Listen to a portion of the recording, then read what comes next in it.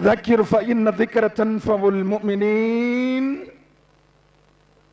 మీరు ఒకరికొకరు హితోపదేశం చేసుకోండి అన్నాడు. మీరు ఒకరికొకరు బోధించుకోండి, బోధించుకోవడం మంచిని చెప్పుకోవడం నీకు మేలు లాభం అన్నాడు. నీకు లాభం జరగట్లేదంటే నువ్వు జీవోత్సవం కింద లెక్క, చచ్చిపోయావని అర్థం. నీకు ఫోన్ పిచ్చి, ఇక్కడికి వచ్చినా కూడా ఫోన్లు చూసుకుంటా కూర్చున్నావు, ఫోన్ మాట్లాడుకుంటా తిరుగుతున్నావు. నీకు అల్లామైన ప్రేమ ఏది? నీకు ముహమ్మద్ సల్లల్లాహు అలైహి వసల్లం వారి మీద అభిమానం ఏది? ప్రళయ దినం రోజున అడుగుతాడు, అలం యాతికుం నజీర్ కాలు బలా ఖద్ జానా నజీర్ ఫకజ్జబనా వకుల్నా మా నజలల్లాహు మిన్ షైఇన్ అంతుమ్ ఇల్లా ఫీ దలాలిన్ కబీర్. అల్లా చెప్పేవాడు మా దగ్గరకు వచ్చాడల్లా. ఎందరో పండితులు మైకులు పగిలిపోయే విధంగా చెప్పి చెప్పి అరిచారు అల్లా.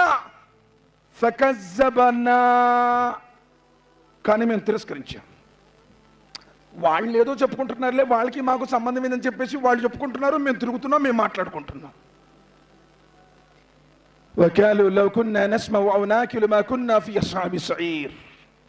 అల్లా ఒకవేళ ఆ రోజున మేము విని ఉంటే, ఆ రోజున మేము హితోపదేశాన్ని గ్రహించి ఉంటే ఈ నరకాగ్నికి ఆహుతి అయిపోయేవారము కాదు అని చేతులు కొరుక్కొని మాంసం ఊడిపోయే విధంగా లాక్కుని ఏడుస్తూ ఉంటారు. ఆ పరిస్థితి రాకముందే అసలు కనీసం ఏం చెప్తున్నాడు వినాలి. నాలో ఉన్నటువంటి లోపం ఏంటి, నేను ఎలా సరిదిద్దుకోవాలి? ఒకవేళ నిజంగా నేను పరలోక జీవితంలో, శాశ్వతమైనటువంటి ఆ జీవితంలో స్వర్గానికి వెళ్ళాలంటే ఇప్పుడున్నటువంటి నా ఆచరణ సరిపోతుందా? ఆలోచించాలి సోదరులారా.